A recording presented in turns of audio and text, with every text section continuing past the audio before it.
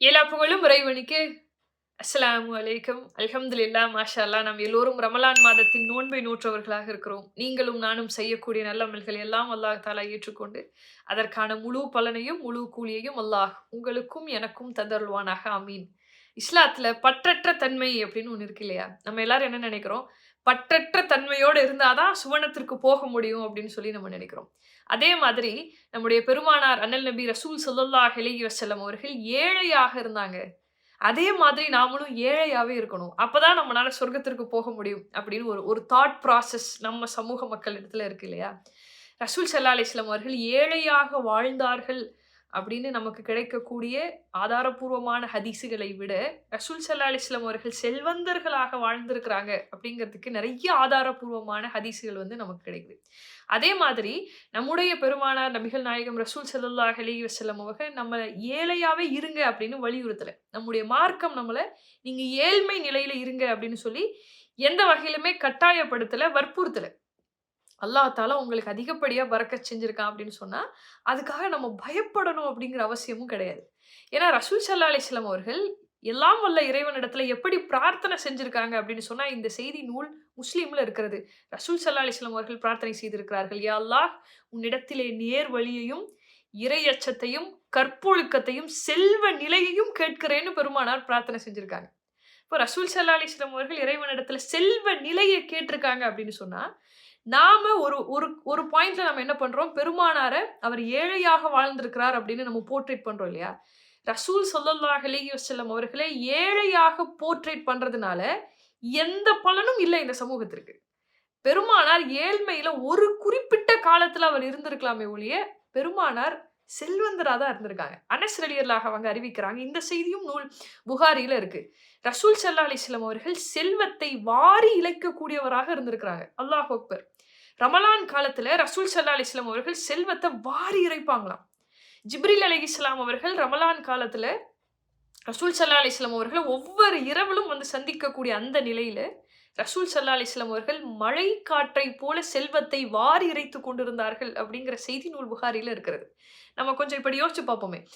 ஏழ்மையாக இருந்தார் அப்படின்னு நம்ம சொல்றோம் இல்லையா? அப்படி ஏழ்மையாக இருக்கக்கூடியவர் எப்படி செல்வத்த வாரி இறைக்க முடியும்? அதுவும் மழை காற்றைப் போல அவர் வாரி இறைத்திருக்கிறார் அப்படின்னு பார்க்கும்போது, மழை காத்த வந்து உவமையா சொல்றாங்க அப்படின்னா, அப்ப ரசூல் ஸல்லல்லாஹு அலைஹி வஸல்லம் அவர்கள் எப்படி செஞ்சிருப்பாங்க? மழை, காற்று அப்படிங்கிறது நான் காலையில வீசினா, நான் சாயங்காலம் வீச மாட்டேன். நான் நல்லவங்களுக்கு தான் வீசுவேன், கெட்டவங்களுக்கு வீச மாட்டேன். இந்த குலத்தாருக்கு தான் என்னுடைய காத்து, இவங்களுக்கெல்லாம் கிடையாது, அப்படி கிடையாது. மழை, காற்று அப்படிங்கிறது பொதுவானது. அது வீசும்போது நீங்க அத யோசிச்சு பாருங்களேன். அது எல்லோருக்கும் போகக்கூடிய ஒரு விஷயம். அப்போ ரசூல் ஸல்லல்லாஹு அலைஹி வஸல்லம் அவர்கள் எல்லோருக்கும் உதவி செய்யக்கூடியவங்களா இருந்திருக்காங்க. அப்போ அவர் ஏழ்மை நிலையில இல்ல. இன்னும் நம்மகிட்ட இருக்கக்கூடிய நம்ம எப்படி யோசிச்சுட்டு இருக்கோம் அப்படின்னு சொன்னா, ரசூல் ஸல்லல்லாஹு அலைஹி வஸல்லம் அவர்கள் பாதி வயிறு தான் சாப்பிட்டாங்க. அவர் குறைவான உணவ தான் சாப்பிட்டாங்க. அப்ப நாமளும் அப்படிதான் சாப்பிடணும். உணவு விஷயத்துல நம்ம வந்து நெறைய சாப்பிடக்கூடாது. அப்படிங்கிற ஒரு கருத்து இருக்கு இல்லையா? ரசூல் ஸல்லல்லாஹு அலைஹி வஸல்லம் அவர்கள் பாதி வயிறு சாப்பிட்டாங்க அப்படின்னு சொன்னா, அதற்கு காரணம் இல்லாமல் இல்ல. நீங்கலாம் அப்படி சாப்பிடணும் அப்படிங்கிறத ரசூல் ஸல்லல்லாஹு அலைஹி வஸல்லம் அவர்கள் ஏன் நமக்கு சொல்றாங்கன்னா, பெருமானார் இல்லாம அப்படி சாப்பிடல. வயிறு நிரம்புறத ரசூல் ஸல்லல்லாஹு அலைஹி வஸல்லம் அவர்கள் விரும்பாம சாப்பிடாம இருந்திருக்காங்க.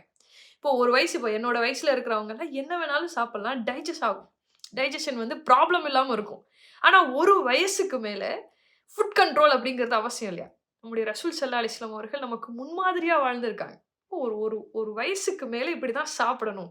அளவோட சாப்பிடுறது அப்படிங்கிறது ஆரோக்கியத்திற்கும், பொருளாதாரத்திற்கும் நமக்கு நல்ல நிலைமையில நம்மள வச்சுக்கிறதுக்கு காரணமா இருக்கும் அப்படிங்கிறதுக்காக பெருமானார் வந்து பாதி வயிறு சாப்பிட்டுருக்காங்களே ஒழிய, நாமளும் அப்படிதான் சாப்பிடணும். நம்ம வந்து அரை வயிறோட தான் இருக்கணும் அப்படின்னு ரசூல் ஸல்லல்லாஹு அலைஹி வஸல்லம் அவர்கள் நமக்கு வலியுறுத்தல. பெருமானார் தெளிவா சொல்றாங்க இல்லையா? நீங்க உண்ணுங்கள், பருகுங்கள், வீண் விரயம் செய்யாதீங்கன்னு தான் சொல்றாங்க. அஸ்கலானிங்கிற அறிஞர் வந்து இத இன்னுமே தெளிவுபடுத்துறார். நீங்க ஒரே நேரத்துல 2 வகையான உணவ சாப்பிடுறது அனுமதிக்கப்பட்ட விஷயம். நீங்க ஒரே நேரத்துல 2 வகையான பழங்கள சாப்பிடுறதும் அனுமதிக்கப்பட்ட விஷயம் தான். உணவகங்கள்ல விசாலமாக உணவ விரிச்சு, நீங்க சாப்பிடுறது அனுமதிக்கப்பட்ட விஷயம் தான். ஏன் முன்னோர்கள் அத வேண்டான்னு சொன்னாங்கன்னா, அது பகட்டா தெரிஞ்சிரும். அது வந்து வீண் விரயத்திற்கு வழிவகுத்துருங்கிறதுக்காக அத வேண்டான்னு சொன்னாங்களே ஒழிய, மார்க்கத்துல அது அனுமதிக்கப்படாத விஷயம் கிடையாது. நம்ம சாப்பிடலாம். நமக்கு பிடிச்ச விஷயங்கள நம்ம செய்யலாம். அதற்கு நம்ம வந்து அத பகட்டா காட்டாம, அத வந்து நம்ம பெருமையா எடுத்துக்காம, அல்லாஹ்விற்கு நன்றி சொல்லி எதை வேண்டுமானாலும் இந்த உலகத்துல நம்ம அனுபவிக்கலாம். அதுக்கு இந்த மார்க்கம் நமக்கு அனுமதி குடுத்திருக்கு. நம்ம சுருக்கி வாழணும் அப்படின்னு இஸ்லாம் நம்மள ரெஸ்ட்ரிக்ட் பண்ணவே கிடையாது. நமக்குள்ள நாமளே அப்படி ஒரு ரெஸ்ட்ரிக்ஷன வச்சுக்கிட்டு, இந்த மாதிரி ஏழையா இருந்தா தான் போக முடியும். பகட்டான ஆடைகள அணியக்கூடாது. இன்னொருத்தர் பார்க்கும்போது நம்ம வந்து ரொம்ப பெருசா நம்ம தெரியக்கூடாதுன்னு, நாமளா நமக்கு ரெஸ்ட்ரிக்ஷன் போட்டுருக்கோம். ரசூல் ஸல்லல்லாஹு அலைஹி வஸல்லம் அவர்கள் ஆடை விவகாரத்துல எப்படி நடந்திருக்காங்க அப்படிங்கிறத, குர்துபிங்கிற நூல்ல ஆயிஷா ரலியல்லாஹு வந்து நமக்கு அறிவிக்கிறாங்க. சுப்ஹானல்லாஹ் ரசூல் ஸல்லல்லாஹு அலைஹி வஸல்லம் அவர்கள் ஒரு முறை வீட்ல இருக்கும்போது, அவர பார்க்கறதுக்கு நபி தோழர்கள்லாம் வந்திருக்காங்க. ரசூல் ஸல்லல்லாஹு அலைஹி வஸல்லம் அவர்கள் வீட்ல இருந்து வெளியில வந்தாங்களாம். வரும்போது வீட்டிற்கு வெளியில பாத்திரத்துல தண்ணி இருந்திருக்கு. ரசூல் ஸல்லல்லாஹு அலைஹி வஸல்லம் அவர்கள் அந்த பாத்திரத்துல அந்த தண்ணி இருந்தது இல்லையா? அதுல முகத்த பார்த்து தாடிய ஒதுக்கியிருக்காங்க. ஒதுக்கிட்டு தலைய ஒதுக்குனதுக்கு பின்னாடி வெளியில போகும்போது, ஆயிஷா ரலியல்லாஹு கேட்டிருக்காங்க, "யா ரசூலல்லாஹ் நீங்கள் கூடவா அலங்காரத்தை விரும்புகிறீர்கள்?" அப்படின்னு சொல்லி. அப்ப ரசூல் ஸல்லல்லாஹு அலைஹி வஸல்லம் அவர்கள் கூறினார்கள், "ஆம், உங்களில் எவராவது தங்களுடைய சகோதரர்களை பார்க்கப் போகிற பொழுது தங்களை அலங்கரித்துக் கொள்ளட்டும். ஏனென்றால் அல்லாஹ் அழகானவன். அல்லாஹ் அழகை விரும்புகிறான்" அப்படின்னு ரசூல் ஸல்லல்லாஹு அலைஹி வஸல்லம் அவர்கள் சொல்லியிருக்காங்க.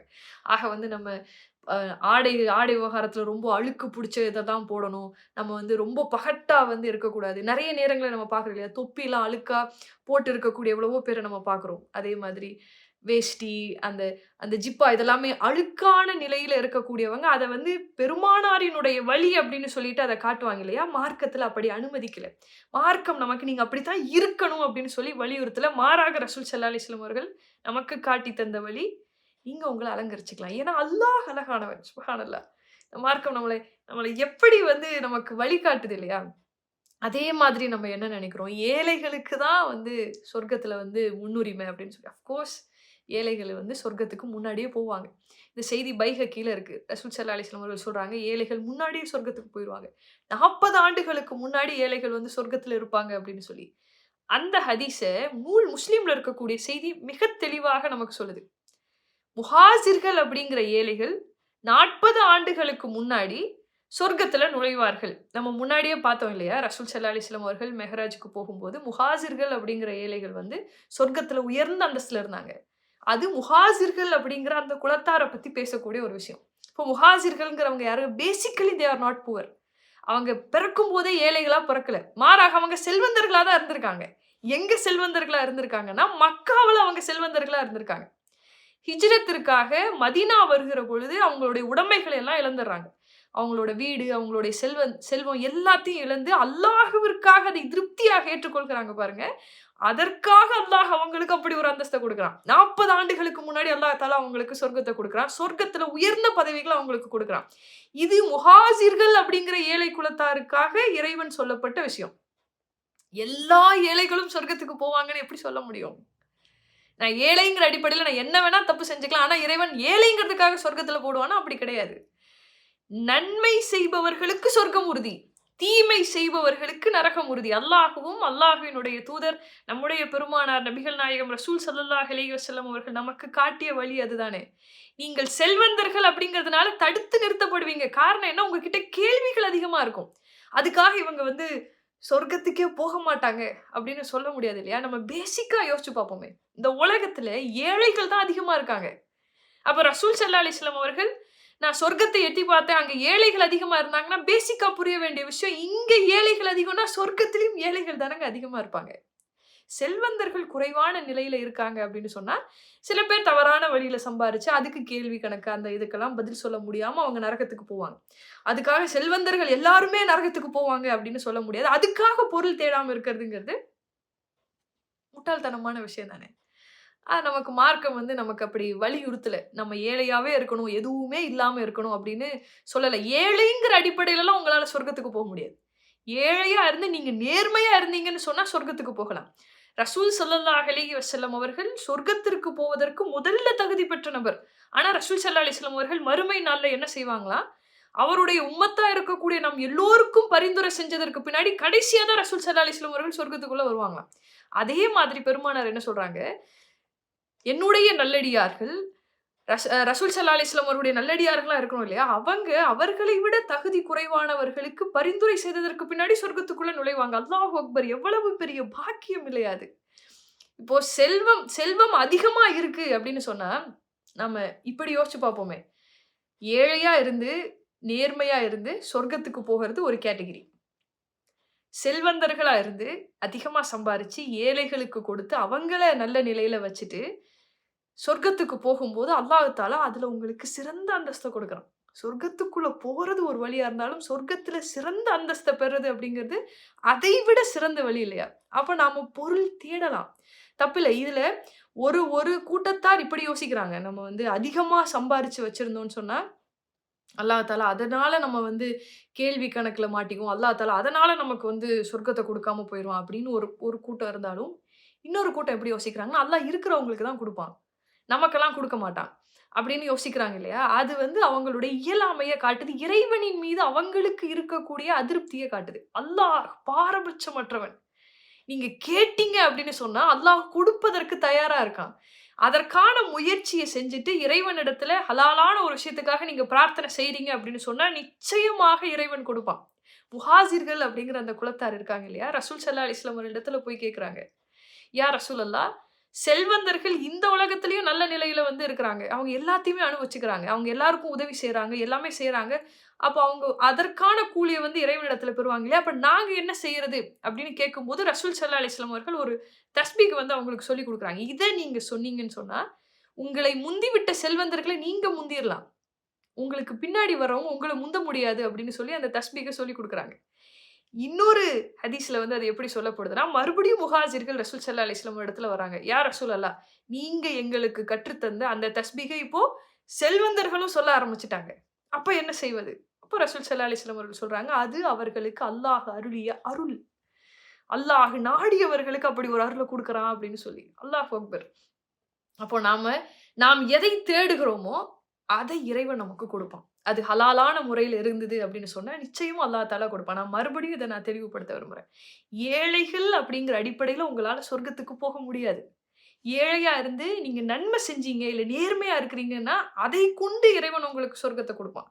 நீங்கள் செல்வந்தர்கள் அப்படிங்கிற அடிப்படையில உங்களால சொர்க்கத்துக்கு போக முடியாதுன்னு நெனைக்காதீங்க. நீங்க ஏழைகளுக்கு உதவி செஞ்சு, அதுல நீங்க நன்மைய தேடினீங்கன்னு சொன்னா, ஏழைகளை விட சிறந்த அந்தஸ்தை அல்லாஹ் தஆலா சொர்க்கத்துல வச்சிருக்கான். அப்ப நீங்களும் நானும் யோசிக்க வேண்டிய விஷயம் என்னன்னா, சொர்க்கத்திற்கு போகிறது ஒரு வழியா இருந்தாலும், சொர்க்கத்துல சிறந்த அந்தஸ்தை பெறுவது நீங்களும் நானும் சந்தோஷப்பட வேண்டிய ஒரு விஷயம். நம்ம அந்த மாதிரி பொருள தேடும்போது, அதுக்காக இறைவனிடத்துல பிரார்த்தனை செய்யும்போது, ரசூல் ஸல்லல்லாஹு அலைஹி வஸல்லம் அவர்களுடைய வழிமுறையவே நம்ம பின்பற்றுவோமே. பெருமானார் எப்படி பிரார்த்தனை செஞ்சிருக்காங்க? நான் மறுபடியும் சொல்றேன். யா அல்லாஹ், உன்னிடத்தில் நேர் வழியையும், இறையச்சத்தையும், கற்பொழுக்கத்தையும், செல்வ செழிப்பையும் கேட்கிறேன்னு சொல்லி துவா செய்யுங்க. ஒருவேளை இறைவன் மீது அவநம்பிக்கையோட, இறைவன் நமக்கெல்லாம் செய்வானா? அப்படிங்கிற எண்ணத்தோட நீங்க இருந்தீங்கன்னா, தயவு செஞ்சு இறைவனிடத்துல அதற்காக மன்னிப்பு கேட்டுருங்க. அஸ்ஸலாமு அலைக்கும்.